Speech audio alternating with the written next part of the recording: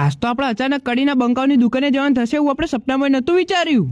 તો હવારમાં તો હવાર પડી જઈને આપણે તો જઈએ ડાયરેક્ટ નહીં ધોઈને તૈયાર ને પહોંચી જાય કોલેજમાં. અને આજ આપણે 60 દિવસમાં 10,000 ફોલોવર પૂરા કરવાનો 38મો દિવસ. કે પછી આપણે કોલેજથી શૂટિંગ ડાયરેક્ટ હેડી નીકળ્યા કડીના બંકાઓની દુકાને જવા માટે. डिप्रेशन मैं डिप्रेशन में रहता हूँ हमेशा. अभी मैं डिप्रेशन में हूँ माँ कसम.